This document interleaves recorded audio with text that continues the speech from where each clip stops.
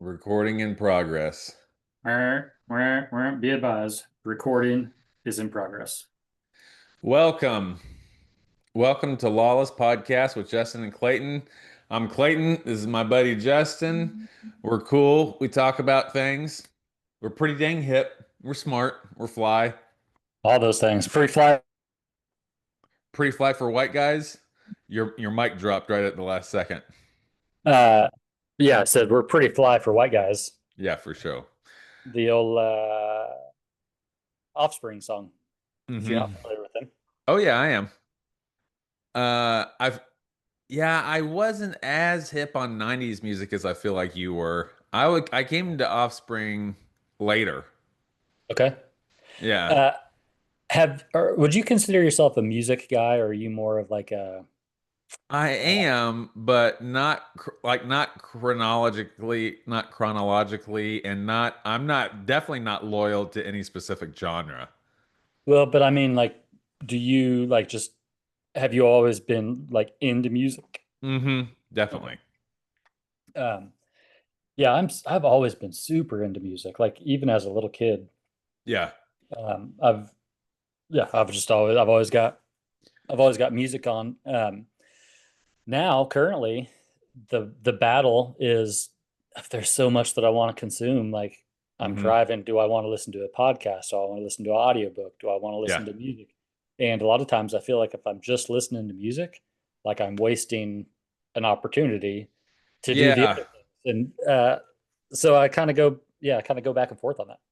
Yeah, but I feel like music is good too. Music is like a good neutral space for your brain. Because when you're listening to a podcast or when you're listening to an audible book even, you're like digesting material. And even during a podcast, at least I always feel like I'm part of the conversation, or at least good ones make me feel like I'm part of the conversation. Yeah. And so I feel like there's just maybe a slight more mental caloric intake or whatever mental calories used when you're listening to an audible or a podcast versus when you're listening to music. That's why sometimes I think music is beneficial. Like uh like today we're going to have soccer practice. When the kids get home, the kids are going to rest, and Cash is going to have a soccer game. Actually, he's going to have a soccer game tonight, and I'm the coach of a soccer team. I know that on the way there, I might be listening to a podcast or might not, but on the way back, I'm definitely going to be listening to music because I'm going to be exhausted at the end of Okay. the game. We play, our league is a bullshit league. I mean, I love you, Cash, if you're listening to this when you're older and looking back, but it's not competitive at all. It's actually like Is it almost, Upward? Uh, Are you familiar with Upward? no, I'm not. It's like a faith-based, good sportsmanship. You don't keep score. Like, Well, that's exactly what it is. It's not upward. This is through the YMCA here in Baldwin County. But the YMCA's back there in Sedgwick County, they were competitive. They had competitive leagues. yeah, These don't. They don't. And so we actually played a couple seasons back in Georgia in competitive leagues or semi-competitive leagues, I guess. It was still kind of everyone got a trophy at the end of the season, but we were at least keeping score, you know. And I think there was even a version of a playoffs at the end of those seasons. Um, well, we come down here and Cash is in a 5-7, just kind of marshmallow league where we officially don't keep score, but the parents will keep score yeah, to tell the kids. yeah. You actually lost. Yeah. I Well, mean, I'm not keeping score or nothing, but it's art.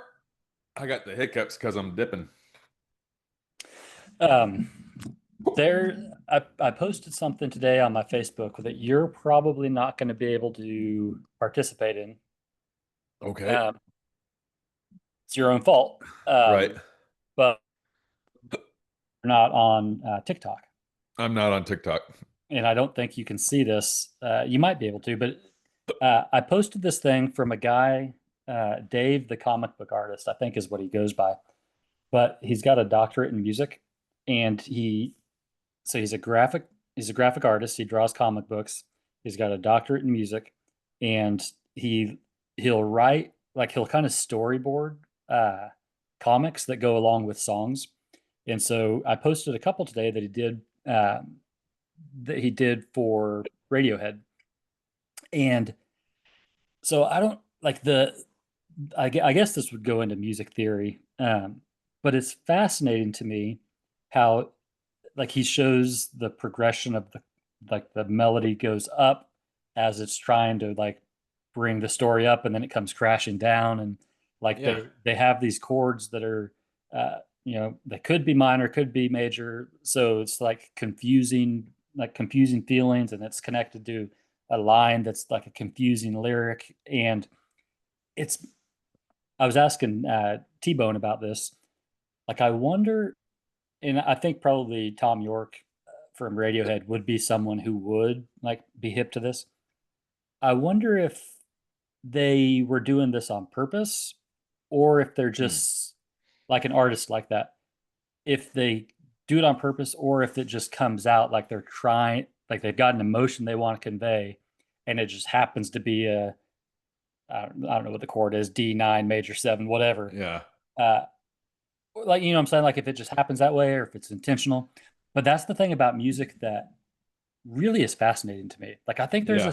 there's an actual science behind what it does to you, Oh, for sure. For sure. beyond killing houseplants, or beyond, making you want to have sex. Like, Yeah. there's The some devil's kind. beat, the beat of love. Sounds like it. We could make a song about that. Rocking to the beat of love. Laying it down to the To the beat devil's of love. beat. Okay. Uh, so yeah. Uh, that's I don't know. I mean, I've always loved music. I don't know that I've ever known really just uh, how much it could be controlled, how much an artist could really control it. You know what I'm saying? Yeah, yeah. Uh, Or, something I've really gotten into a lot, like intentionally, and like, I don't know, the last like 10 years or so, I've really been conscious of this. But looking back, it affects everyone, and it's affected me my whole life. But the power that music has on your psyche, like as far as like putting you in a certain mood, like fucking bummer music will turn you into, make you have a fucking fucking bummer. bummer time. Um, that's why I like. I mean, like I said, I'm not specifically loyal to any genre, but some hip hop, I've told you, I think it's even important for my older son to listen to because it has like self-positive talk, Yeah, like yeah, literally, I'm the man. yeah. Uh, Being able to harness that power. So like thinking back to when I was a kid, like almost my childhood and my life has had like a theme, like a musical theme track, has had like a soundtrack, I guess you would say. Yeah, yeah. Definitely. Like I could tell you what music I was listening to at that age, or like I could hear in the 90s it was Garth Brooks or whatever contemporary country was on, or Carmen and whatever contemporary Christian music was on. It was one of those two things we were listening to, either country or Yeah. Christian. Um, what would you say is your major? I know you're not loyal to a genre per se, but what is your genre of choice?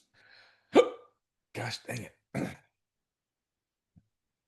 I would say not like the majority of the time it's probably some sort of metal. Like I was going down like a really cool, I thought, a cool Tool and System of a Down time warp this morning on my Yahoo Music, my YouTube YouTube? Music. Yeah. Yeah. I wanted to ask you, or I wanted to make a comment about YouTube Music the other day. Yeah, just about how antiquated it is. Yeah, like It feels very boomerish. it Like does. I deleted it. I cleaned up my phone the other day, so now I'm down to just 2 pages But of I share apps. music in YouTube music all the time. Yeah, and so what I do is I look it up in the adult music section, and it sounded weird. No, I Yeah, look it but the up kind where you got to put the beads, the kind you got to walk through the behind the curtain. beads. Yeah, adult Uh, music section in the rear. Pervert. um, what the heck is I'm going here on for the here? electric wizard.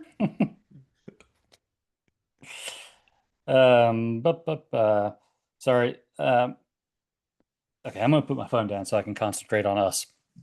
Um, yeah, so I usually plug whatever you suggest into Apple Music, Yeah. and then I listen to it there. It's just something about it makes me feel kind of grimy.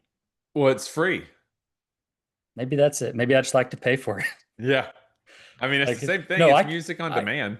I can afford to pay for music. Yeah, I'm sure you can. Yeah, yeah. I mean, that maybe that's just what it is. Like, no, thanks, YouTube. I'll go Okay. ahead and just pay for Yeah, yeah. it.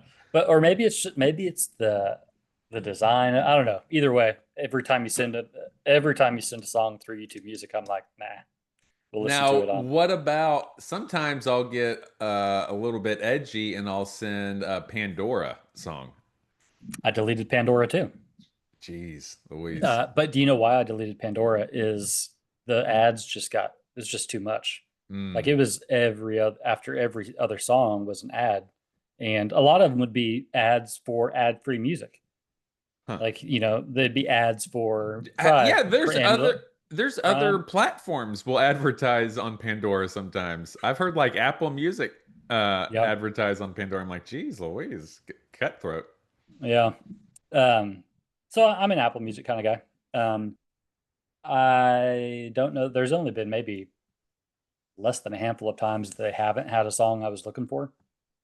Um, but when they don't, then I'll go to not Apple, YouTube, like the original YouTube, and you can usually find something.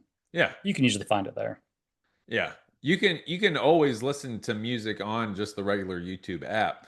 This YouTube music is happens to be convenient for me. I don't know. I just like it. It makes me It's think. music on demand. Like Yeah, whatever I want to listen to at that moment, I'm like, "Oh, remember that one Modest Mouse track? Yeah." yeah, but it's almost like kind of like Napster, but not really Napster because Napster like I feel like you're being pretty LimeWire. bougie right now. I kind of feel like I am too. Like Yeah. it's just yucky. Hmm.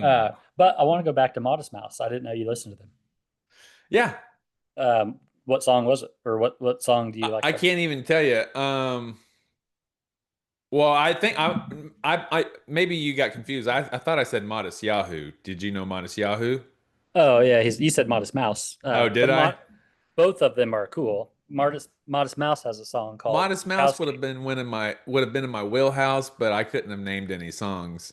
Modest Yahoo, I was pretty big because he partnered with POD. Like, Did he really? oh yeah, partnered with POD, and that's when I got hip to Modest Yahoo was on that crossover, and that's what made me explore Modest Yahoo on his own. Ah, man, I missed out on that. Yeah. Did is he still making music? I think so because he's still touring. There's a bunch of festivals that are going on, it seems like, all around the US that I see a lot of my friends going to on social media. And Are they uh not inviting you? I guess not. I'm not getting the word. I'm not That's getting kind. it's just so out of my algorithm. But now since my friends are going to these things, I am starting to get them. Oh, But I've been seeing Modest Yahoo on a couple of these music festival flyers online okay. on the social medias. I know that. Is YouTube Couple, Music like the Facebook of if Dollar Tree if dollars? Okay, made a music platform, right. I already uh, feel like you're being insulting. but let's say that Dollar Tree had an off-brand, Okay, yeah. not, not It's the not Dollar Tree dollar. It's brand. not Dollar Tree's brand. it's Dollar Tree's generic brand, Exactly. which means it doesn't even have, it's like the Yeah, white like it's label just cans. it's a black and white box It and says pinto beans. it says music. That's it. Yeah. What Yeah. would that be? What are you saying? That is it. That's YouTube music? Yeah. Oh Yeah. my goodness. Except even that, like I can get behind that. No, it's that's not it because that at least is honest. Oh, YouTube music is that black and white box that says music, uh-huh. except they tried to make it look cool, but it's not. Okay, so now it's just a matter of personal taste. Well, I mean, yeah, well, essentially. But the problem that you're going to run into is that my Uh-huh. personal taste is synonymous with truth. Oh. That can cause confusion. Oh. Sometimes that does confuse people because yeah, ultimately, it is my just opinion. Right. But my opinion also is true. There, yeah, I see. I see. So you Bec- haven't totally left the independent fundamentalists. I see. I just changed it. Yeah, yeah. I same package, just different contents. Yeah. Well, you've rearranged it now to suit yourself, which I think is Yeah, the smart thing to do. I mean it's you might as well, right? Yeah. You should become the president of the Baptist Of the convention. IFB. Yeah. Um, there are going back to TikTok. There are a couple accounts that I I get stuck watching for really probably bad motives, like because so one of the one of the accounts is Faithful Word Baptist Church in I think Indiana or something like that, Uh-huh. and this dude is a hardcore independent fundamental preacher, still is present day. I don't know why you watch this type of stuff. I I can't like I just it I get trapped, Yeah. and some of it's like I guess it maybe it just reminds Self-torturing. yeah a little self-torture. Some of it's like what the fuck, like an amazement, like what are we talking about. um But do you ever transport yourself back to just like 5 years ago where you were doing, I don't know if it was 5 years, but it's definitely 6 or 7, where you were doing the mental gymnastics to buy hook, line, and sinker, kind of yeah what they were saying? well it's been a while since I would have done the work to be a Baptist. But it Okay, had, okay, okay. but like it hasn't been that long since I've had to do the mental gymnastics to make, just the simplest things of, well, did Jesus feed 5,000 or 7,000? Did Mary show up at the tomb first or did the disciples? Was the stone rolled away or was it not rolled Did away? they go to Egypt or Bethany? Yeah, where'd they where go was he afterwards? born? Right. Was Yeah. he born in Nazareth? Was he born in Bethlehem? Was it because of this? So I've done the mental gymnastics to say, well, the Bible is inspired. It's just translations were wrong or it's the wrong interpretation. But when God gave it to whoever, it had to have been inerrant, infallible, and inspired. So Yeah. yeah, it hasn't been that long since I've had to do those gymnastics, but I've been out of the IFB for a hot minute. And so you watch these guys on TikTok, these IFB guys, and how far will you get through the whole thing and like No, make no, your, no, no, no. Most of the time, it's just a clip. So most of the time, it'll be, and you it's a know, guy, he comes on, like I've seen enough TikTok bleed over on the Instagram, which is where I see these reels.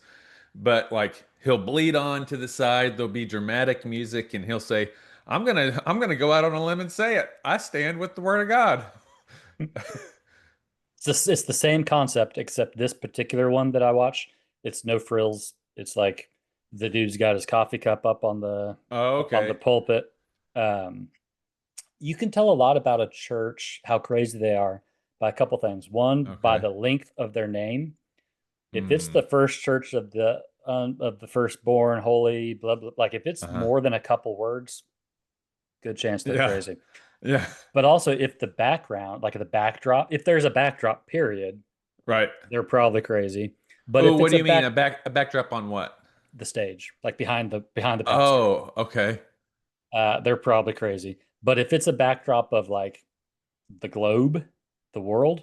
Uh-huh. Yeah, you're in for That's you're nuts. in for Nutso land. IFB treat right there.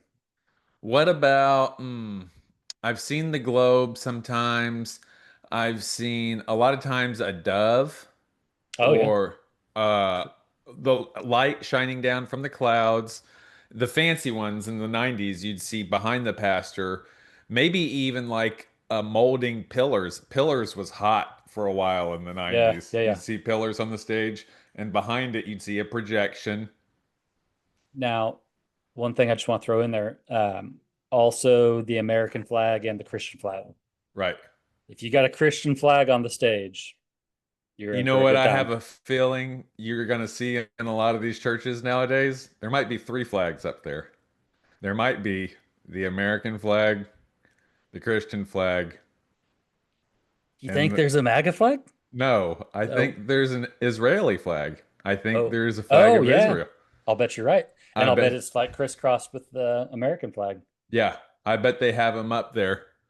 And if anything, the only one higher is the Christian flag. Yeah, yeah. But That's if not if they're not already there, you'll probably start seeing it in the near future. there's been a lot of these clips released, and I know we have stuff that we want to talk about, and I want to get there. A review of our last pod, which will be the Oh one yeah, yeah, before yeah. this. But before we get there, there's been a lot of these clips drop, and a lot of kind of this weird crossover, and like in the amount of podcasts I consume podcasts all day long. Like I consume podcasts unless I'm otherwise engaged, which, like whenever the kids get home, podcasts go off. But during the day when I'm editing my podcast or producing podcasts, when I'm not doing those things, I'm listening to a podcast. And a lot of times that's my research or like Audible books or things like that. Um, there's been a lot of the clips come up and in this weird crossover, specifically with Dave Smith and Nick Fuentes. I'm listening to that right now. That was like a weird thing I never thought I'd listen to. But a lot of these clips come out recently of Benjamin Netanyahu talking to his donors, and he's like speaking, blending, going from English to Yiddish or to Hebrew to speaking with these donors. And one of the things that he's saying, he starts off with like, oh, they call it the alt right, or yeah, the alt right, the right that's criticizing Israel, or the young right, the right that's criticizing Israel. He says, I call it the alt Reich, like saying also obviously anyone who's on the right that Yeah, criticizes Israel is a clearly, Nazi, clearly. clearly. Yeah. Um, but he's looking around and you can tell like he's not expecting to be recorded, but he gets and he sees the camera and he goes into Yiddish a little bit, but he says, we have to use the tools of the battlefield. Like the tools of the battlefield have changed, so now we have to change with it. We have to start using. So he's talking about using podcasters and influencers. Okay. The arguably the leader of the free world is saying that the number one threat to him right now is independent media as Yeah. podcasters, is people exercising free speech and freedom of In thought. independent thought. Independent thought is the number one threat. That's a problem. Yeah. Uh it's Who so who obvious, right?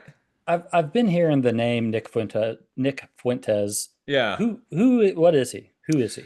I'm going to tell you the truth and it's good because I was going to talk about it right now or with his podcast. I just started listening to like the first 5 minutes. He's on Dave Smith, and I listen to a lot of Dave Smith. But Nick Fuentes is a guy on the right who's like he's kind of self-described as ultra right, ultra MAGA, but like the young version of MAGA, the young thinking man's MAGA is like, Okay. and his fans call themselves Groypers, Okay. and I don't know if that's like GOR or Groipe. I don't know if that's a Goroy. I don't know, but it's Groypers is what his fans call themselves. Okay. Um, and I know he's had kind of like online beefs with folks that I like, seemingly online beefs like Dave Smith and Candace Owens and Tucker Carlson. And those three, I'm on their team. Like Yeah. for the people that I like, and I listen to it as entertainment. Like I don't take it as gospel truth. I think there's a lot of good information in there, but there's always I take it as with a grain of salt. Like You're they're talking trying. about with Dave and Candace and Tucker. Tucker. Okay. Yeah. Like at the end of the day, they're selling. I mean, if they're just honest with themselves, they're selling their next book, they're selling their next tour, they're selling the next thing. They Okay. have they want to keep you on the hook for the next episode. Whatever. That you Yeah. just have to look at it as a grown up. Like that's Yeah. part of it. Um Nick Fuentes is like yeah, this young, it seems like kind of snotty, overtly like rude MAGA version of these young guys. Like, actually, we don't owe any reparations. Something along those lines. Who was that? Who was that guy that he might have been a fighter. I don't think he was, but he had like fled to Europe or something to avoid sexual assault charges. He was Oh, real Andrew chauvinistic. Tate. Yeah. Was he was he one of the like a alt-right kind of guy, or was he That yeah, I think he's positioned himself since then, like in a move to make himself relevant.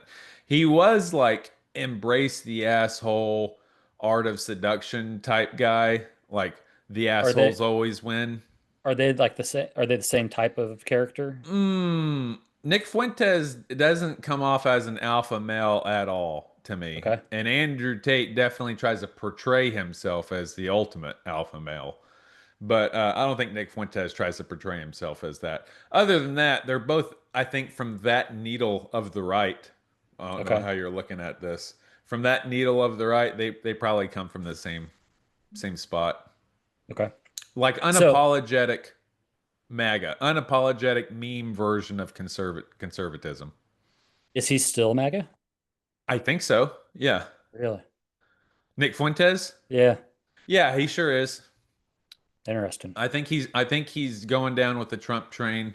But to be honest, is I never listened to his shows. I've listened to clips that Candace and Tucker and Dave will play on their shows, but I've never actually listened to a full Nick. I can't tell you what the name of his show is called. Nick Fuentes show. Okay. I've never listened to a full episode of it. So maybe I'm getting because I have definitely seen this in the media over the just with my eyes as an adult is there can be something portrayed on the news and what actually happened is far far and away different, you know. Yeah. Yeah. There's a little bit of that going on with Zach Bryan that I I haven't I've kind of lost some interest in him because he just seems like he's turning into kind of a douche. But Yeah. he had a song that for the past week I've been seeing was about ice. Have you listened to it? I haven't, but I read a statement that he made today that apparently he had released this song long before, or had released snippets of the song long before ICE started doing their raids and whatnot. And what he was saying in the statement was that it's been hijacked and turned into a political statement that it was never intended to be. And so again, I've never listened to the song. I haven't even read the lyrics.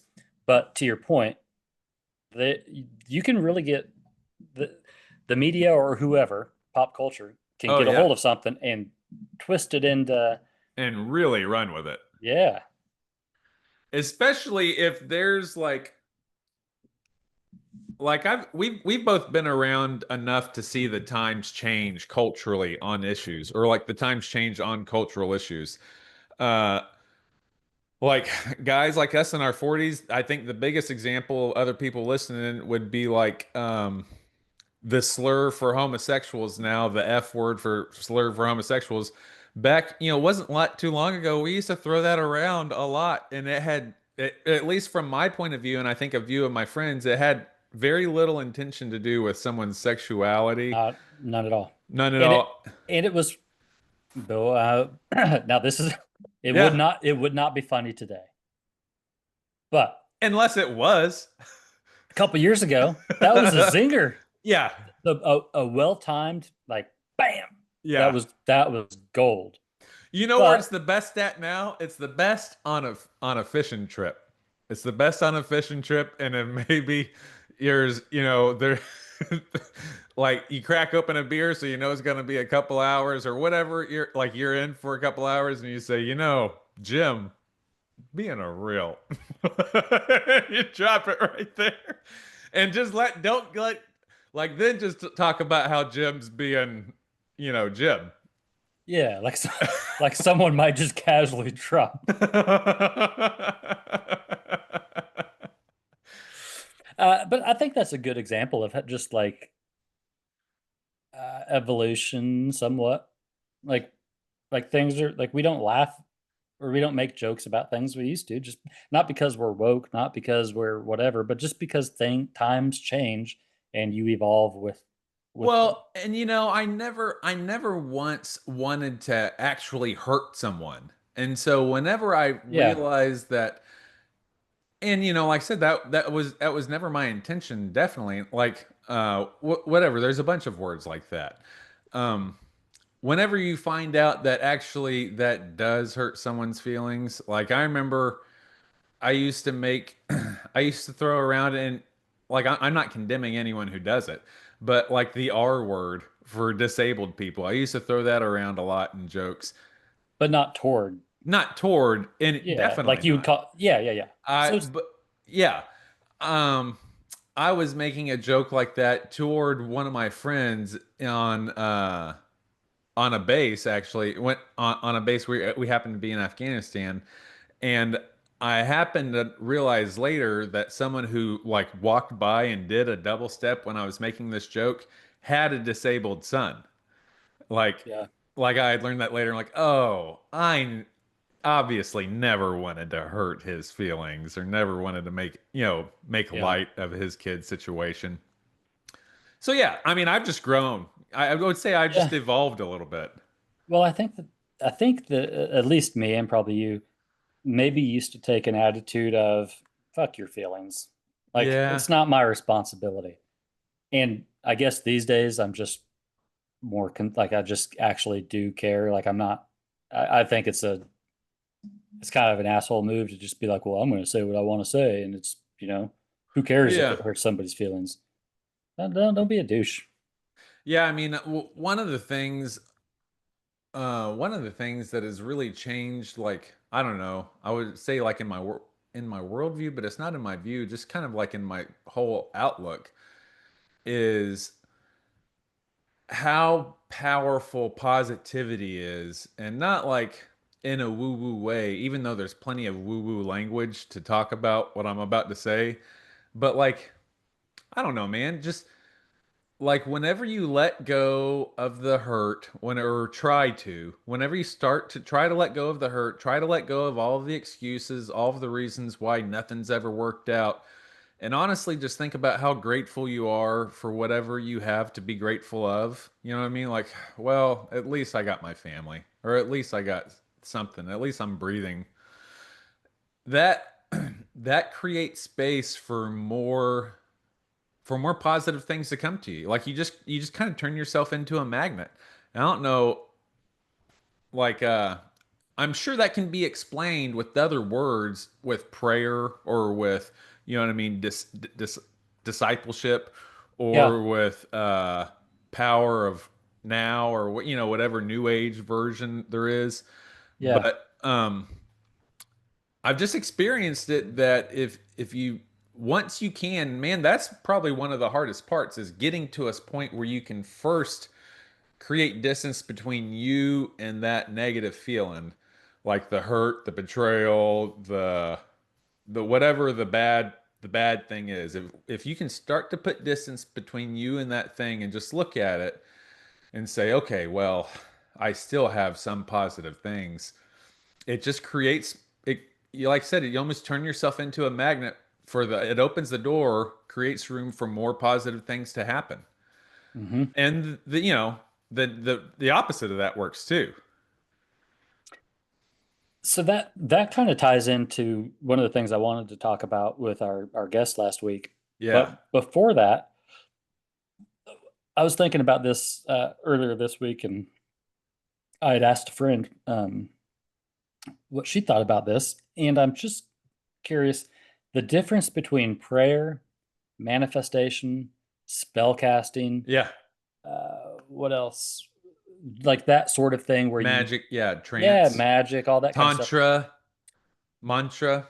So probably most people, most religious people, most Christians certainly would say that the difference is that prayer is actually like you're communicating a need to God through Jesus.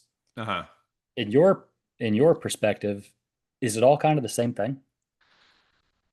Man, well, so I think it depends. It depends on how close you are to the tree to see the forest. So it depends, like, if, because when you're in one of those dogmas, no, it's not the same because my thing is the only one that's right.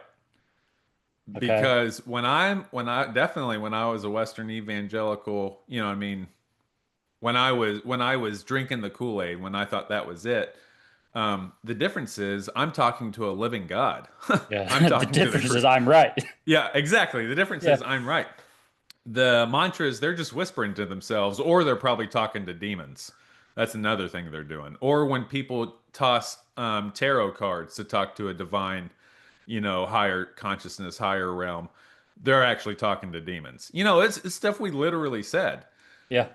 Um, but now I think that, yeah, I th and there might be just as much, and I think this is maybe has to go with the caster, the prayer, and an observer or like a witness. Like it has to go with like how their own lens on how they view this too. But there's also like a good and a bad or a negative and a positive intention with that. So Okay.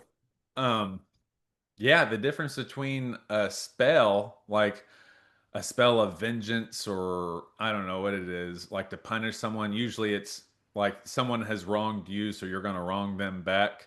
You want their Hmm. hair to fall out, or you want their teeth to fall, something silly like that. Hmm. Um, it still involves a process of like set and setting.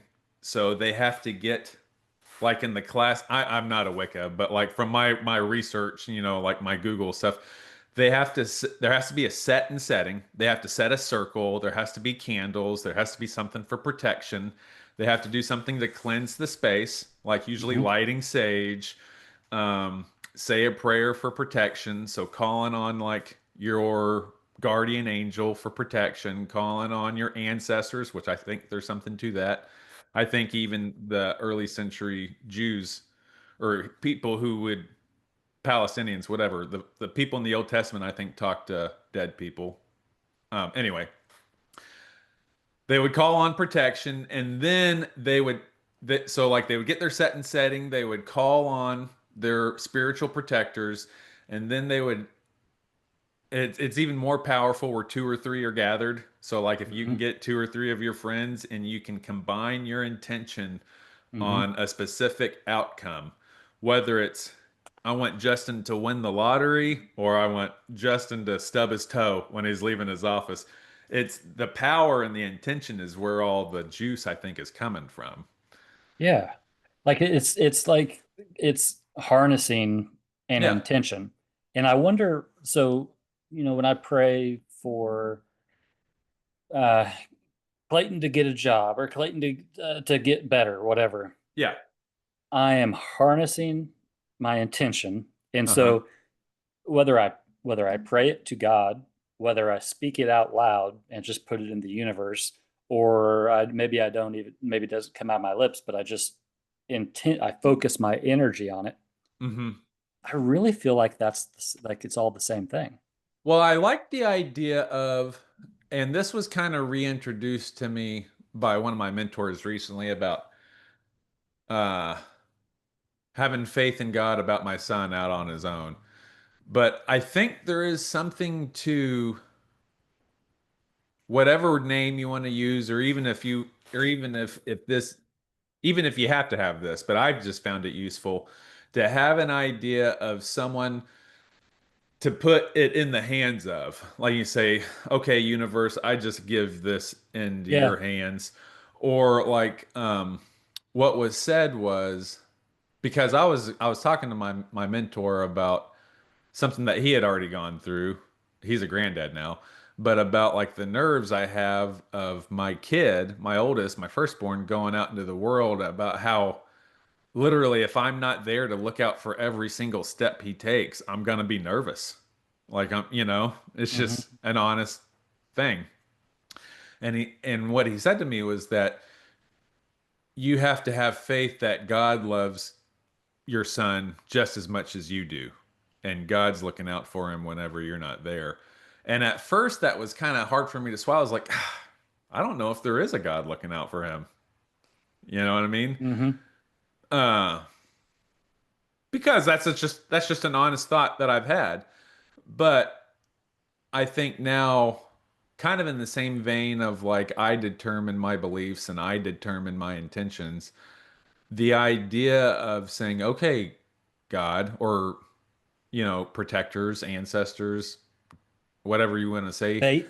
Fate, fate is real good. Fate, it was a Greek god, or is a Greek gods and goddesses. Um, okay, fate, I'm trust you to look out for my son when I can't be there.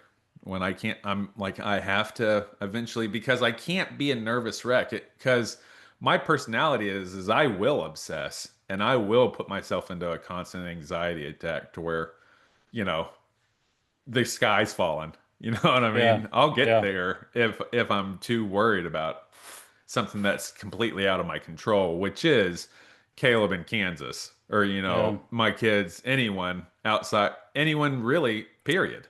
Yeah. Everything that's outside of your control. Everything, yeah. And It's so, religion would say, let go, let God, yeah. trust it in God's hands. But it may also just be the universe. Like, just trust that the universe is good. Yeah. Trust that the universe cares for us as much as, we care for us. And, I'm literally just substituting the word God, universe for God. But I guess to kind of bring it full circle to the guest we had last week, Uh-huh.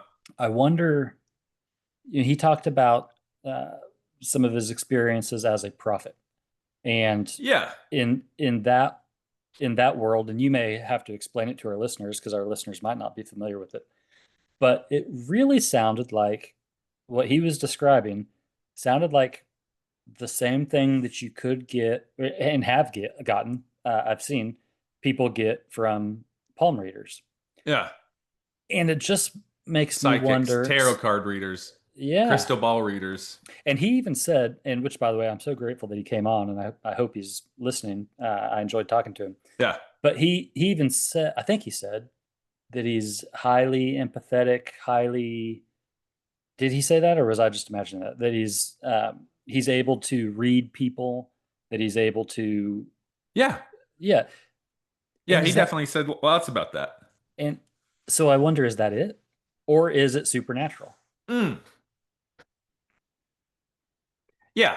So that ability, um, I don't know. And you kind of have to ask this. So, like, my mind wants to ask the question, what would the first readers of the Old Testament, or like the first audience of the Old Testament, what would they have thought? Because I have this idea from listening to Data Over Dogma that there was, first of all, they understood like a pantheon of gods, or the children of God, the Elohim, Benai Elohim, whatever. And so, like, they understood Moloch and Baal as very real other deities that God had to defeat, or you know what I mean, or Asherah, the former Contend wife. with. Yeah. So like having And looking that now out of the box of like that blind dogma that I was in, to having been educated by like Dad Over Dogma or Bart Ehrman, to see like, oh no, maybe they would have been open to that, or like maybe they would have seen that. I feel like they would have seen that as a very real possibility, like the people in the Old Testament, like the people in David's time, or like the like Saul went to the witch of Endor to pull up the bones of uh, not Elijah, but one of the prophets. I forget which one. I think it was Elijah. Okay, was Elijah? Yeah, to pull up the bones of Elijah to say, yeah, to tell him the future, like the outcome of a war or something like that. Hmm. So he used what we would call, or what even it called, a witch, which, if you look at it in really just a black and white, we know that because the Old Testament uses words like rebellion. Rebellion is as witchcraft. Well, obviously, my toddler that rebels against me isn't practicing idolatry. You know what I mean? Hmm. That's a metaphor. What the word that they used for witchcraft was anyone who had any supernatural power outside of their understanding, which means anything that scared them, right? Say that again. A witch was a word that they used, and obviously wasn't the word that would have been in Hebrew or even Greek, Right. but would have been a word that we use to describe anyone that has a perceived supernatural ability, whether it's real or not, outside of our own understanding. So, Okay. like Okay. a psychic, someone, let's say you go into a lady's house and for 20 bucks, her eyes will roll back in the back of her head and the electricity will flutter and like furniture will float, something like that. Yeah. Something you'd say, I don't understand how that works. That's obviously It's a from the witch. devil. It's a fucking witch. Um, so just like how prayer and spell is maybe two words to describe the same thing, or even mantra, Or incantation. incantation is different words to describe the same thing. I think, yeah, I think now, obviously, a prophet and a diviner, like what was it, the something of Delphi. There was this there was this temple in Greece where they used to keep young women. And it's true at the Temple of Delphi in Athens, I want to say, where they would keep these young women in the cult there, would basically get them high from like, they don't know if it was like fumes that came out of a volcano that was nearby there, but they describe it as these girls would breathe in these fumes and gods would speak through them. So like the king of Sparta consulted the prophetess or the seer of Delphi before the war with Persia. Athens consulted the seer of Delphi before a lot of the Peloponnesian wars. You could, like, obviously that's a witch and we would mock it as stupid or whatever as a young Baptist or a young Pentecostal boy. But that could just as easily be Elijah calling on the wind in the valley and dried up bones. You know what I mean? Yeah. We have our own crazy stories, except ours is Ours are us. ours. Ours are ours, so that's why they're good. But so one of the things that I guess you have to do, and it's easier with somebody you know, Right. right? Like so I can look at the stories of the Old Testament and say, well, they were written after the fact, or but I can explain it away. Mm-hmm.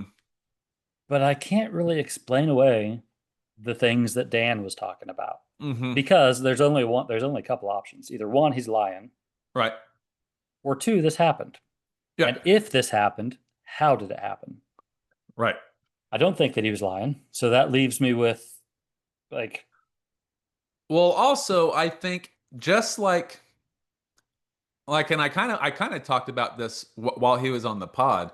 Like everything that he said was very acceptable and believable to me as someone who grew up in the Pentecostal church, but someone who's not in the Pentecostal church, like, oh, this sounds like a stretch, homie. Like you're talking about what? You're talking about laying hands on someone and seeing the future? Like we're going out of the bounds of Sunday school. But like I said, if you're in an environment where there's already believers, which means they already have the walls of skepticism down, They're already letting down their defenses. Yeah. Another way of thinking about that is people who put themselves in a hypnotic state or a trance state, which, I kept bringing this up to him oh yeah, when you're in prayer, because that's what reminds me of, like, whenever we're doing our song service, whenever we're in praise and worship, we're swaying back to side. That's why I feel like that's prime atmosphere for someone to give a message in tongues, Mm. because, like, the spirit's moving. That's literally what we say. We say the spirit's moving. Brother, the spirit was moving in that service. Oh my Yeah. gosh, the spirit was Yeah. moving. Now, now I do think that, well, I don't think it's what I used to call the Holy Spirit.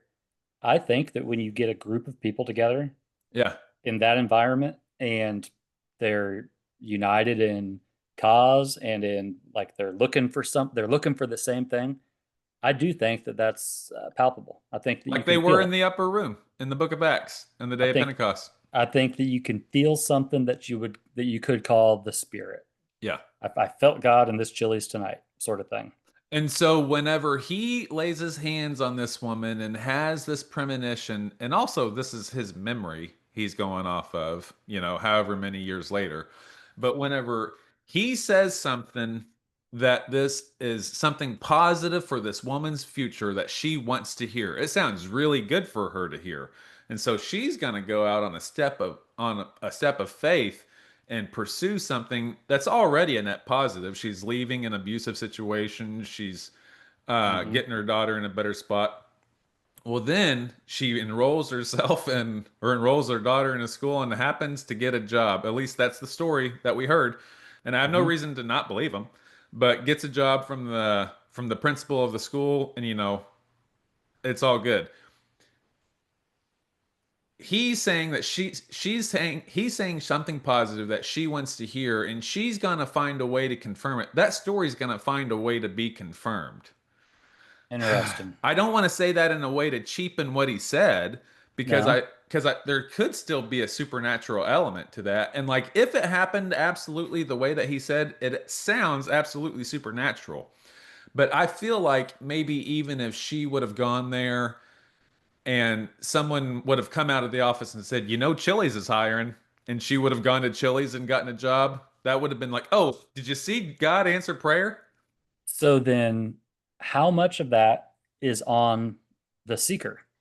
Because the seeker Uh, comes yeah, looking, they come looking for, like, she poked her head into that room asking for yeah. prayer, expecting something. Expecting the supernatural, And because the natural wasn't working.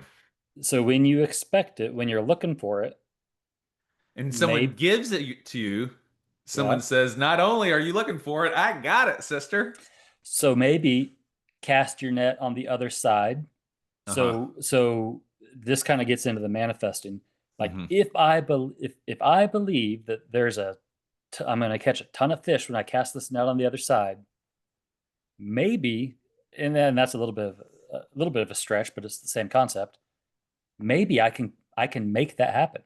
Or, what I've found more, at least personally, and there's no cult of Clayton, so don't worry.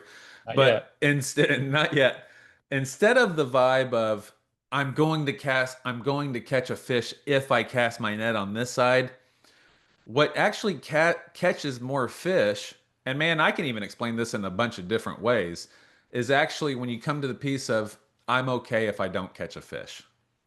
Like, actually, we're all just here to have fun, me and the fish. I hope I get a fish in my net, but if not, I'm going to sit on this boat and drink a soda pop and we'll have a good day.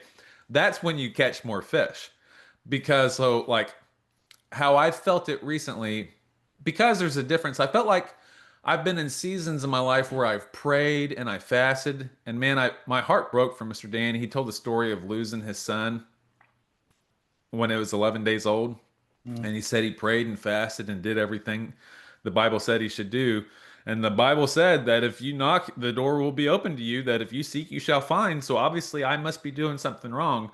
Like, man, I know that feeling. Obviously, I haven't experienced what he has, thank God. But lots of people have, and I've experienced my own version of that. Like I'd say most people have. Um, I feel like that is, at least for me personally, that's the vibe of prayer, like I have to do the right thing, I have to say the right words in order to catch more fish, in order to get the answer that I want from on high. Versus if you can, and maybe it's just because I'm going from one to the other, but versus if you can find peace in the emptiness and peace in the stillness and just peace in your breath, then that creates room for you to say, actually, everything's okay just the way it is. So, so let's say that you've got a someone's got a mass in their brain. Uh-huh. We're afraid it's cancer. It hits the prayer chain, and Hmm. everybody's praying for this mass. And the person, they, maybe I wonder if they can alter whether it's cancerous or not cancerous, or whether it grows or I'm shrinks. sure there's plenty of stories of people who have, you know what I mean? There's lots of Lots of stories. stories.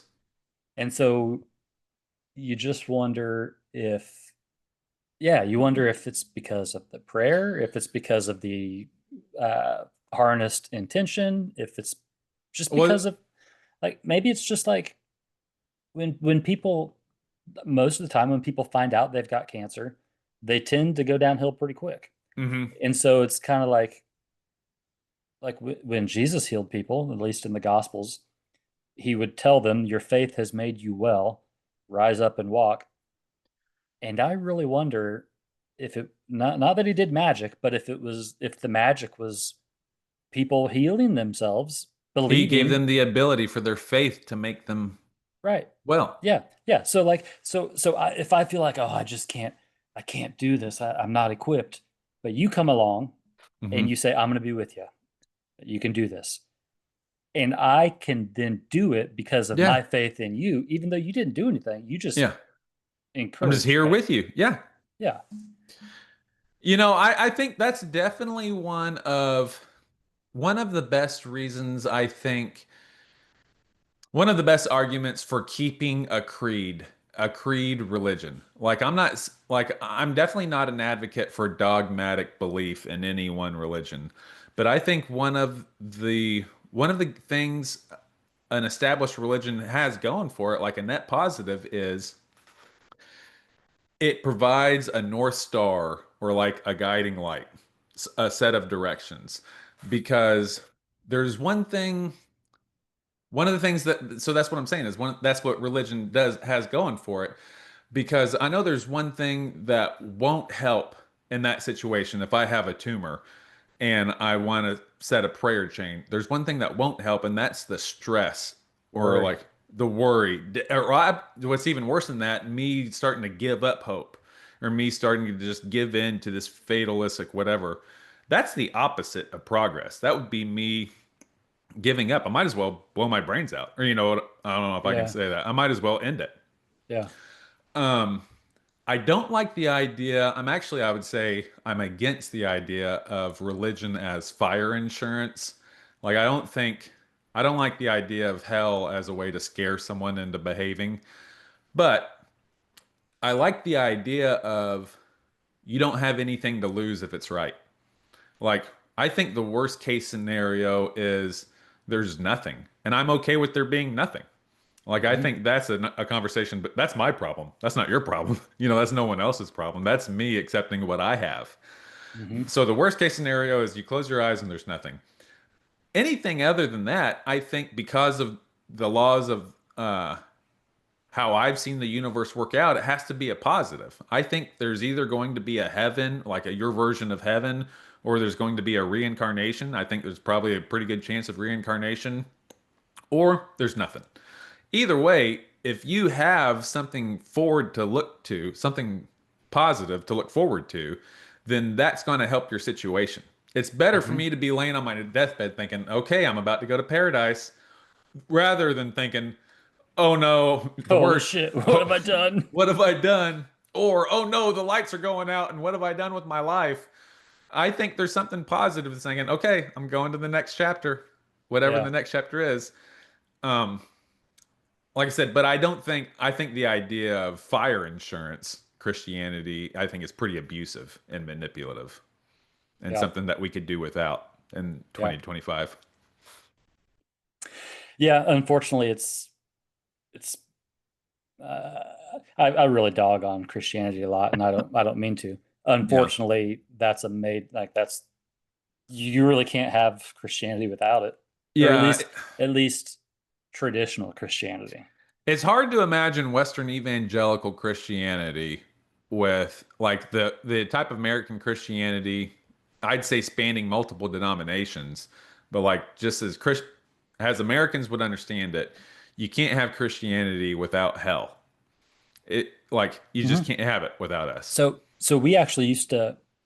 That was a point we made in the Baptist church was that you can't have good news until you have bad news. Yeah. Bad news is that you're a sinner headed for hell. Yeah. And if you don't have that, then the good news doesn't matter. Jesus didn't have to come. Jesus Doesn't didn't have to that die. cheapen? I mean, just The by whole logic. thing, dude. The whole thing. Uh, I can't fathom how you could create a loving relationship out of the alternative being that you're going to be cast into a lake of fire for eternity. It just makes sense that that comes from a more ancient, more Yeah, animalistic part of our mind sure. because like not and I'm honestly not trying to whatever mock or whatever just disparage anyone, but that's how a toddler would think. Like if you're not with me, you're against me, you're my enemy. Well, now we know like oh, actually there's lots of other options. Mhm. Like it's not only like yeah, like that's the opposite of consent. You know what I mean? Like, we've talked about that before. Like if you're not in love with me, then I'm going to send you to hell. Yeah, Then you're yeah. going to boil in damnation And I'm going to keep killing you forever. forever. Present tense.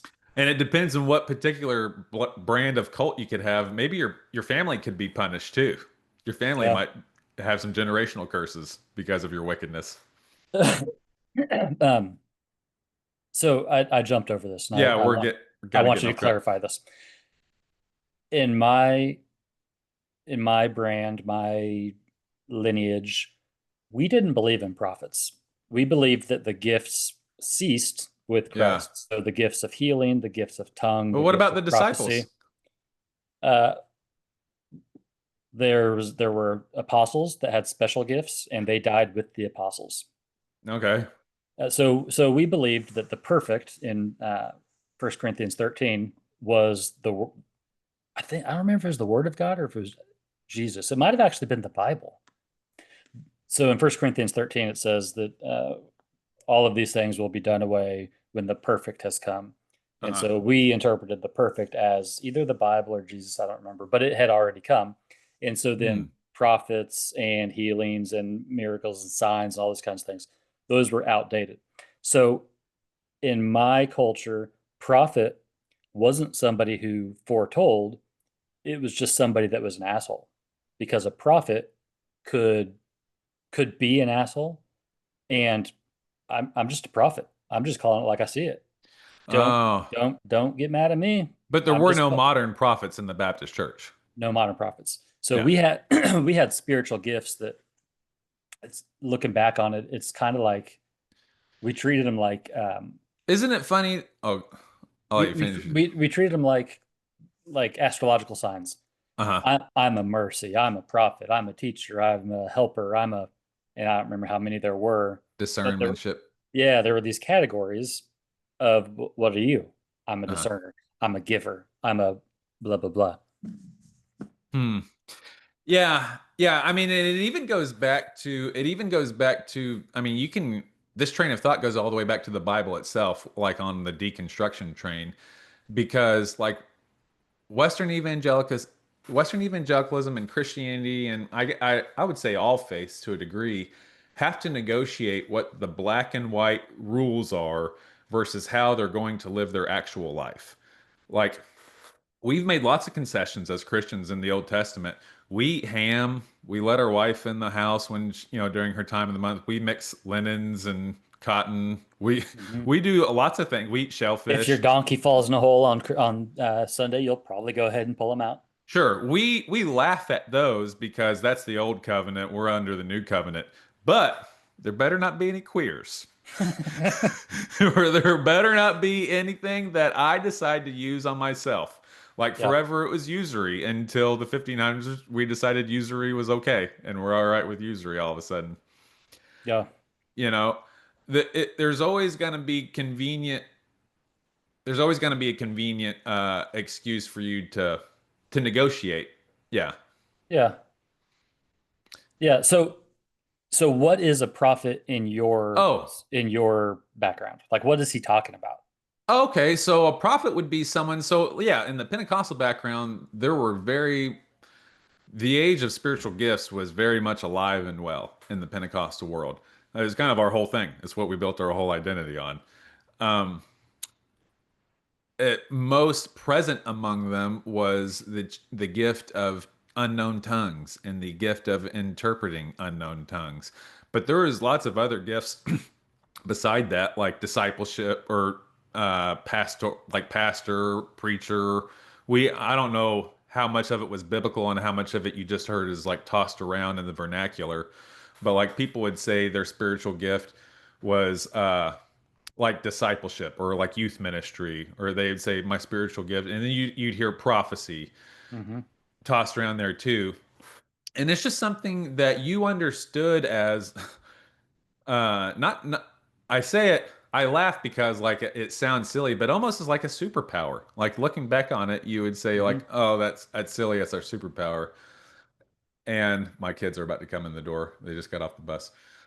And like there is a I don't know what the word is like, but there's a temptation like to mock that too easily, I feel like now, especially like in my post deconstruction mind, there's a temptation to really dismiss that. Like, okay, yeah, like we all put our rings together and said, "Go, go, Captain Planet." Yeah. But here's the thing is just like prayer and mantra and spell, there's lots of the same word and different types of tradition. Sorry. There's also the same word for prophet in all these types of traditions. And man, I think there's something there. Mm. Like D- in the Pentecostal world, is it that God like just gives somebody like God supernaturally gives you the gift to see the future? well, so I wouldn't know. I've never experienced that type of gift of prophecy, but I asked him about it a little bit, clarifying during that episode, and they just come in screaming, "Ugh!" Uh, what he said was he described it as like a download. He decided touching someone, getting the picture is like going from dial up to Yeah. Yeah. broadband or whatever. Like Yeah. Fiber. yeah, he said the path gets clearer. Um,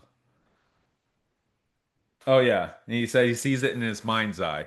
Like he talked about that vision that he had when he was in college, when he was 19. I've never experienced that, but like I said, that was just so baked in the culture and in our understanding of what was possible growing up to where I had like I had no objection to that when I heard it. I'm like, oh, okay, well this guy sees he's at least in the Yeah. very least, I would think like even now, kind of more accurately how I see it now is in the very least, I believe he's honest with his description of what he experienced. I believe I Yeah. believe he's not trying to be deceptive. So one thing I wanted to bring up when we were talking to him is my kids have both described seeing things similar to what he described, Yeah, which is just interesting. It's just anytime you get something that kind of crosses ages or geography or whatever, like cultures, it's there's I feel like there's something there. I feel of like there's course. you got to look deeper and to hear Every what tradition has this. yeah, and so you can't dismiss it. No. Maybe you don't say this is exactly it, but you can at least say, okay, there's something there. Well, you don't have to buy off whole hog to say like something that you can immediately gain from that, or at least that like almost like a dismissive version of that, even in the church view would be like either a you could say he was lying, like oh he just made that whole story up, Or like a generous view, but like I said, still dismissive would be, oh, he has a spiritual gift. Like, oh, he obviously spends a lot of time in tongues, but it would almost be like, well, you know him, he's out there with the spiritual gifts. Like, Brother Dan sees a lot. Like there would be that kind of feel for it too, but very widely it would have been accepted. Like I said, definitely as a young person growing up in that church, you just bought it. You're like, oh, okay, yeah, Brother Dan got taken to As heaven. as a young person, or even just being in that church, are is that something that you guys would like actively look for? Like, I'm trying to speak in tongues, or I'm trying to. I did. I did. That's definitely a thing for. I think if you would have grown up in that church, you would have, but maybe 80% of the youth group wouldn't have. And they might have even looked at you as like kind of holier than thou. Yeah, because Okay. I know that's how kids did look at me because I kind S- of put that off there. So does are you saying that there's a constituent there's a Sure. group there's a Sure. group of people that maybe aren't really totally on fire, or aren't totally bought in, like they're more like we see it in all kinds of churches Yeah. today, where you got some people they just go, and some people like really believe it. Really, they buy off on it. Yeah. Yeah. And is that kind of the difference? Absolutely. Yeah. So like the one that like me and my buddy Grant, I know went through the same thing. And I think my buddy Reed, we all talked about this around the same time. But we really sought after speaking in tongues because that was the one that was most evident. Like you want a sign, here's a sign. Boom, you got it. Yeah. And especially when I feel like I've talked about this, I feel like it was pretty easy to hear the fakes. Like to someone just start mumbling like, nah, Billy ain't got it. Nah, dog. No, no, we see what's going on. We can hear the real thing. Um, that was the one we all tried to get.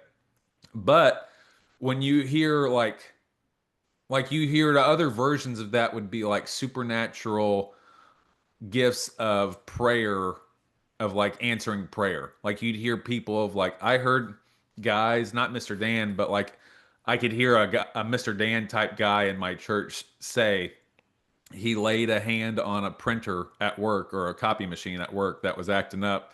And I knew my coworkers weren't going to believe it because they ain't got the faith size of mustard seed. But I laid my hand on that printer, and by God, it started printing and humming along. Like you'd hear something like that, like, oh, I guess he has supernatural. That's his gift. Yeah. And we almost thought of like we almost thought of ourselves as like in the world, but not of the world. I mean, we thought of ourselves as aliens in a strange land. Yeah, I mean that would line up with what how you're supposed to see yourself. Yeah, yeah, for Like sure. we're yeah, we this world is not our home. Yeah, We're just a exactly. passing through. That's right. Um, so yeah, I mean, I think Mr. Dan, like I said, we've kind of really beat the drum of I don't think we don't think that he was being dishonest at all. The real question at least one of the questions that you're left with is what do you do with that? Yeah. Like, what do you do with that afterwards? Like, oh, well, then does this guy have like an ability he can call upon? And he said no, it's not that. He said no, I don't like to perform. Like it's Hmm. not a. And I've heard that goes along with things that I've heard. Like you even hear like psychics, people who are like crystal ball readers say that. Like they say, oh, I can't read the balls or I can't predict Yeah, Powerball or the whatever. Powerball or whatever. I have to be talking to someone and connect with them that way. Yeah. There's always a cynic would hear that and say there's always going to be an excuse on why you can't perform, why you can't test, why it's not testable. The the the Christian version of that would be, well, it's not God's will. Exactly. I I prayed, but it wasn't God's will. Exactly.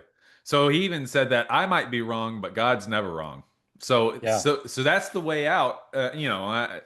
That's just a way of saying that is the way out is like, even if I do give this prophecy and it doesn't end up the way that I said it was going to, well, that's my fault. That's not God's fault.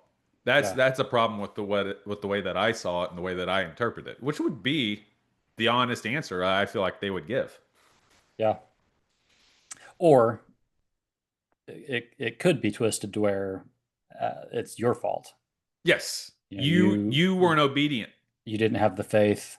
That's the You story from the Old Testament. Is this would have been the paradise of the Garden of Eden had you not sinned and you were cast in, out of paradise. right. You're gonna spend forever Had, suffering. had you not screwed that one up, Thanks a lot, Eve. Adam, way to go. Way to go, Obama. Holy smokes, dude, that was a fast 2 hours. What Was that a 2 hour? I think we Oh, we started. started at Oh, did we start at 145? 1:30? 145? Oh, then no, that hasn't been 2 hours. No. It's been a fast hour and some odd Yeah. 15 minutes. So what else is happening? What else do you want to talk Oh, about?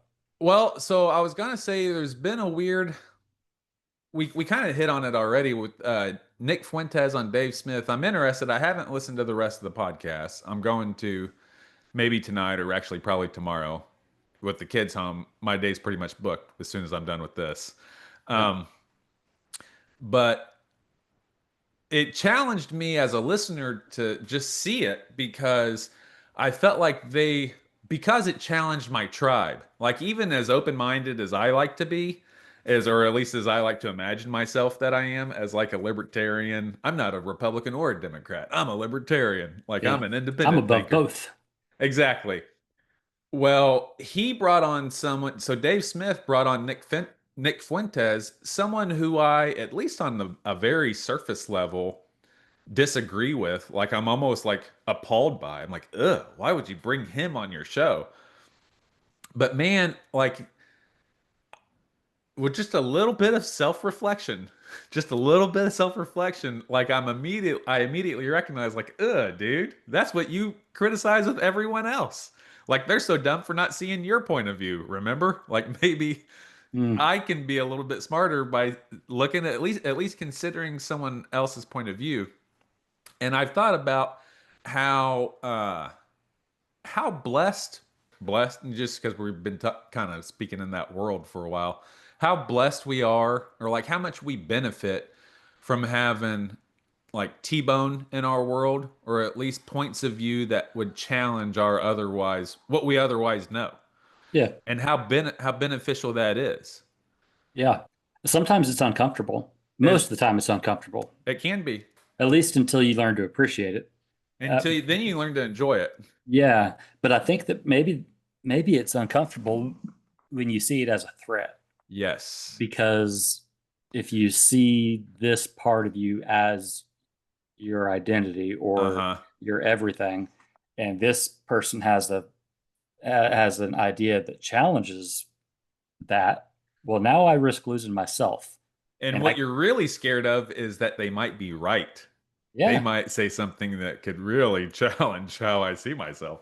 yeah. And so if I lose that, like if I'm a politics or religion or whatever it is, if Uh-huh. that's, and we used to have a sergeant like this. Uh-huh. I won't say his name, but we used to have a sergeant that his identity was being right. And he would not he wouldn't admit that he was wrong. And Right. one time he was wrong. I don't remember what it was about. He had a he had an argument. He called his deputy a pussy on the radio. Oh man. Yeah, it wasn't good. But he said something and he was like, this is the closest you're going to get from an apology from me. He just could not bring himself to apologize or admit that he was wrong, Yeah. because it was This tied is up in being everything. right. This is everything. Yeah. Now, and I don't know that he would acknowledge that. I don't know that, I'm not going to say that I'm going to psychoanalyze him, but I could see from the outside looking in, oh, this is a guy who can't be wrong. Right. Like it's a big deal for him to be It right. would be paradigm shattering for him to be wrong. Like, does not Yeah. compute. Yeah. Yeah, and that That's the idea, or that's a part of, even though it's very entertaining to point that out in a sergeant like Sergeant Dumbass can't even consider when he's wrong.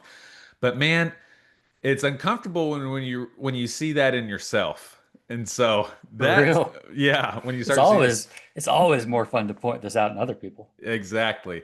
So, I mean, even just on the surface level, I think that's a healthy, maybe it's a healthy exercise to do that with everything. But to consider the opposite point of view and to even consider it a growing opportunity, as it often has been in our experience, in my experience, to have your paradigm challenged, to have, just Hmm. Socrates would say, "What do you truly believe? To know thyself." Know thyself to be true. That's the goal. What do you truly believe? Like, oh, maybe this libertarian front is what I want to be my identity.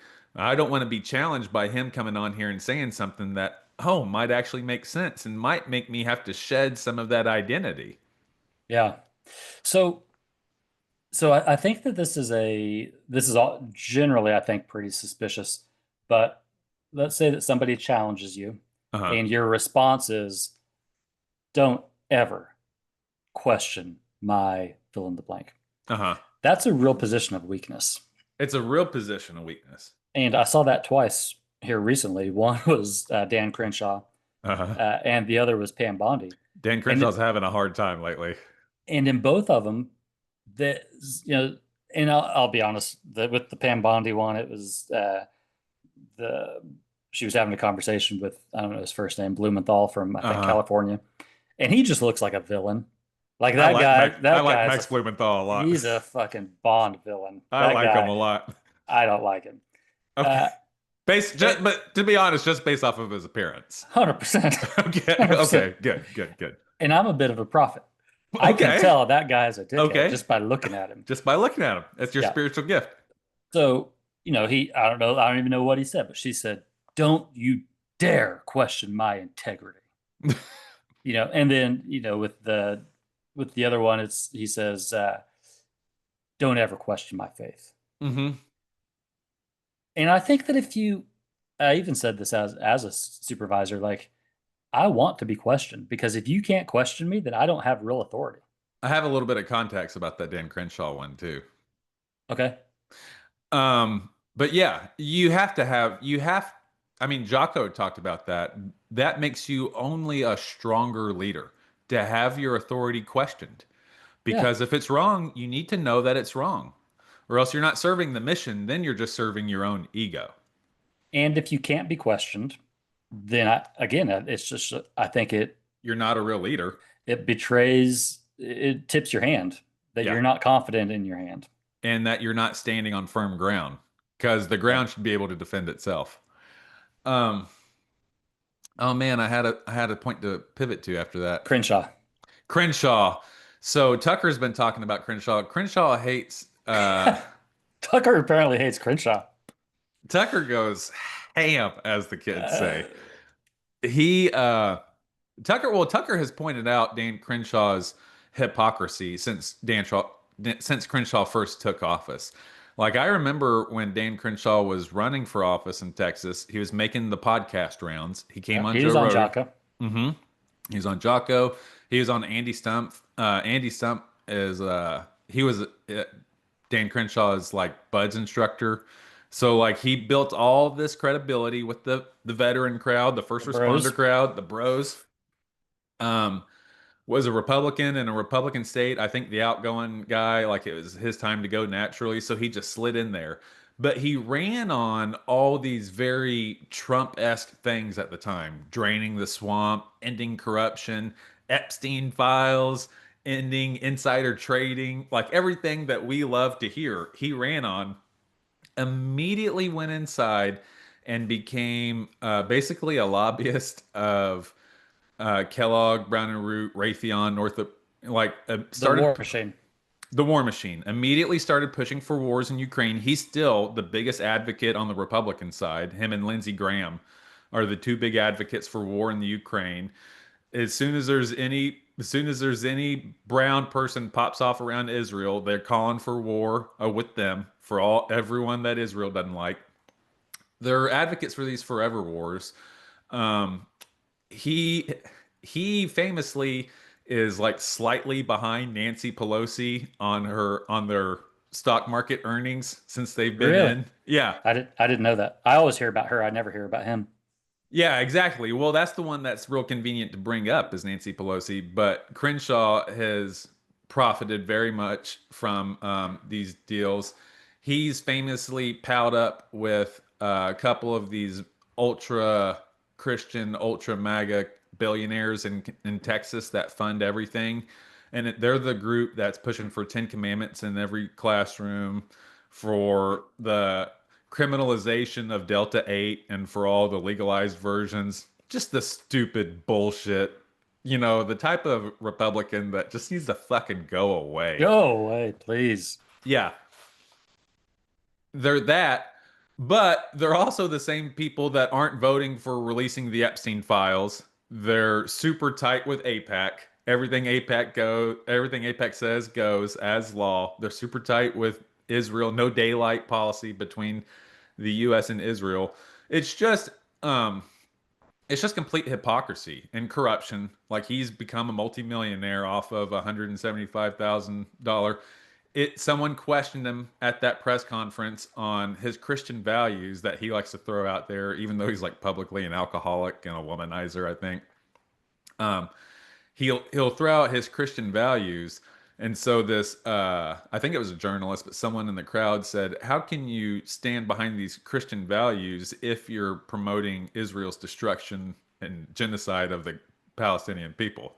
Well, I'll add a little more context. Sure. So she was actually a young girl, Okay. could maybe mid-teens, maybe 16. Oh, okay. That's right. That's And right. I'd heard and that. and the quote she quoted him because he was talking about basically hero types, and he Yeah. listed all these people. Oh, that's right. He said fictional ones. Yeah, and Jesus was one of the The hero types, and he said, and also real real ones. ones. That's right. That's right. Thank you. Yeah, which I think is, I mean, that's not a terrible position to have. Like, That's I that's think that probably is, a realistic position to have, maybe. I think it's real likely that Jesus has been retold in a type, you Yes. know, and so yeah, I think I agree with him on that. But boy, he wasn't having it. You cannot question my religion. He just shut Mhm. it down real quick with that's the same woke argument that we on the right like to criticize from people on the left of like, this is my truth. You know, if I identify as X, then you can't question it. We like to criticize that from the right. But since that's also a tool that we can use. That's that same mental tool to use to say, I'm a Christian. You can't ever question my Christianity because it's my faith. So think of what are two reasonable responses to that? Uh-huh. What are two things that he could have said? Oh, I mean, he could have tried to logic his way out of it. Of He could have said, I misspoke if it Yeah, was an accident. I Or misspoke, or he could have said, yeah, I think that, I guess it's not the environment to have a like an in-depth conversation, but you he just at say least like could the have character acknowledged of it. Jesus has been hijacked over time, and Sure. it's not a stretch to say that it's been formed into an archetype. You know, Yes. that's there's maybe some space between that and the actual historical Jesus. Yeah. But to me, it just looked so weak. Yes.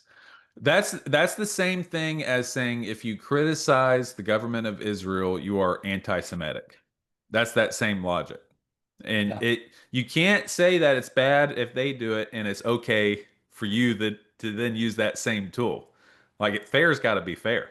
hmm Yeah. And it's the same logic that says you can't question the Bible, you can't question God, you can't Inerrant. if you can't question something, and I think this is just Yes. a blanket statement. If you can't question it, it's probably not true. Yeah. Probably not legit. Well, that's definitely, it seems like that could be a warning sign of a cult. Like if your membership it hinges on your total devotion and total belief, like if your membership into a club depends on your total devotion and total belief in the club's whatever rules, then I feel like that could be a warning sign for a cult. Hmm. That's your sign to look for the exit. That should be a warning sign. Like, oh, any disbelief, any question, I'm out of the club. Man, I don't Yeah. know if I want to be in this club. Um, what has there been any movement on the Epstein files Yeah, I think they're shut down right now. Well, I still? said, yeah, they're still shut down. The last I'd seen a post yesterday saying that they're shut down. It was a post from Thomas Massey saying that the government is shut down, and Speaker Johnson is going to give a lot of reasons why the Democrats are forcing the shutdown. But the truth is that he knows that Massey has the 218 signatures required to force a disclosure, and that's why Massey is insinuating that's why Johnson doesn't want Congress, the government, to start back up, because as soon as it does, Massey has the 218 signatures required to force a disclosure. You think that's what this is about? I don't know, but it doesn't help. It doesn't help with two different things. There's two parts that don't make him look good. Whenever you don't give a good explanation on why, like, oh, well then if it's not you're on the list, tell me why you're not releasing it. Yeah. And And also, don't tell me that it's because we don't want to re-victimize the victims. especially when the victims are calling for it to be released. Yeah. And the other one that's not really helping them is the complete dishonesty that we're seeing them handle other situations, like the Charlie Kirk shooting, or like maybe things with Israel, like things that we can see are black and white lies. You're telling us Hmm. that the sky is green when we see that it's blue. That's not making us trust you either. So, yeah. So, whatever the real reason is, there's two things that aren't helping them: when you're not giving me the real reason, and when you're telling me obvious lies. Hmm. I just wish, I mean, even if whatever we get, even if it, like if I get an alert on my phone, breaking news, list is released, I'm not going to believe it. Well, I mean, as there's been so much time, you have to know that you're never gonna see. We're Not never going to know. not on this side of Jordan. So, But so goes the world. so it goes.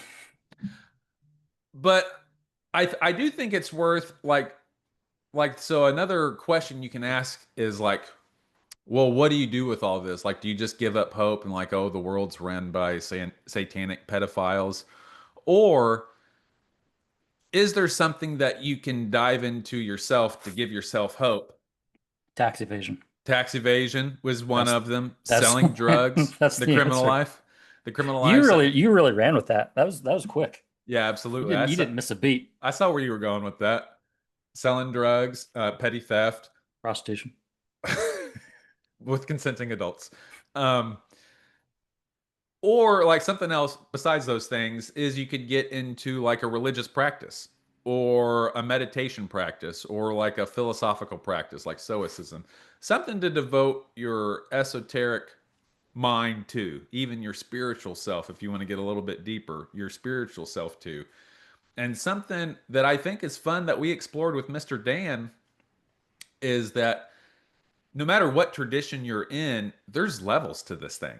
Like there is the Sunday school version of like, yes, there's the Garden of Eden, and yes, there's the cross, and yes, there's 3 days. That is a version of Christianity. There's also speaking in tongues, handling rattlesnakes, and calling down Yeah. divine angels to do your bidding. That's another version of Christianity that is out there. Yeah. And post freedom of deconstruction, or like I would even consider it like a spiritual awakening now of sorts, is I don't have to dogmatically adhere to the set of rules put on me by other people when I realized I wasn't following all the rules in the first place. Like we already picked and choose what rules we were following. Yeah. Now I can consciously do that and say, oh, maybe I do want to dive into this prophecy thing. Maybe I do want to explore this speaking in tongues things. Maybe I want to explore this discernment thing or not. Whatever. Well, I think when we look at how, like, we could look at the world and we could say it's run by satanic pedophiles and they're stealing our money and taxation and all this kind of stuff. Or we could try to be better ourselves. Yeah. And I didn't, I wanted to go this past Sunday, but I was busy. I didn't make it. Uh, that Baha'i Hmm. group, this past week they were talking about art as divine inspiration, and I think this coming week they're talking about some kind of a unity talk. But you can also get in, like, just get in groups where you're all trying to be better people, or you're all trying to make the world or your Yeah. society better. And I can't do anything about, no matter, even if I vote, I can't do anything about the satanic pedophiles in Washington. Yeah. Yeah. What I can do is cultivate what I want in my own life. That's And right. I A can spirit of encourage community. and I can encourage you to cultivate who you want to be. And I Yeah. can go to this Baha'i group and I can meet other people who are doing the same, looking for the same things. And if there's someone in our community that is in need, I can agree with other members of that community to send like positive, we can pray and we can agree to send positive, to change reality for this guy or girl's favor. Hmm. Like that's another something we can do. Hmm. And that's really, I guess that's what we've got to do. Yeah. We got to do, we got to do something. I don't think the answer is just to say, well, let me get back on this Candy Crush. Let me just, what's going to happen is going to happen. Like, I Yeah. think that there's an obligation to, at the very least, grow ourselves. Yes. But yeah, I don't know. I think that's it's your only real obligation and it's the only real thing you can do because even voting is almost like an exercise in futility because the fact of the matter is you can't control anyone outside of you. Right. You Yeah. can't Even if your vote counts and your guy gets elected, yeah. you He still could can't still be control him. he could still be a giant disappointment, a giant Yeah. turd when he gets in Yeah. there. Now you said something I've been meaning to ask you about this, and I was going to send it to our Garbage Boys chat. I saw a TikTok the other day, which I swear I do other things and watch TikTok, but I Okay. saw a TikTok the other I day don't that, open the TikToks that you send. Every once in a while you'll send one. I don't open them. come on, man. I can't. I can't What do because you they mean you have to can't? you have to download the app to do it. I don't think so. I think you can just watch it on the Mine browser. mine makes me try to download the app every time and I say no thank you, China. No thanks. No thanks, Kim. Yeah. No, he's North Korea. Who's China? Say, oh, never mind. Yeah. Xi Jinping. Xi Jinping. Uh, this lady was on there and she was like, "Have you noticed that there haven't been any chemtrails since September such and such?" I just want to tell you, I need to go outside and check. I was looking the other day and I was like, "Holy shit! There's not a there's not a jet stream. There's not a line in sight. Hmm. You got any out there?" No, I'm looking. I don't see any I right now. I'm just throwing this out there. I have no idea. It could be 100% wrong. All I'm saying is that the day after I saw that video, I looked and there were none. So today I'm going to go out and look again, and I'm just curious Well, some because, people believe in prophets and some people believe in TikToks. well, and it's along the same lines as, and my algorithm is just a disaster. It's along the same lines of people saying that at some point we've switched timelines. Yeah. Like at this point, dude, why not? Maybe December 12th, 2012 was the end of the world. Maybe it was. Maybe, and Maybe it we've just was. been living in an alternate timeline ever since. Um, yeah, or I don't know. I don't know. I'm going to go out. In fact, anybody listen to this, I would just encourage you to go look outside and report back whether you see any chemtrails or not. I tell you what, I will because I have a soccer game to get to here in a little bit. Yeah. By the way, why did you kind of roll your eyes when I said that Said what? about the chemtrails? Oh, nothing. I mean, yeah, dude. You're Sure. you're I Sure. mean, Okay. Yeah, dude, I can dig it. All are right.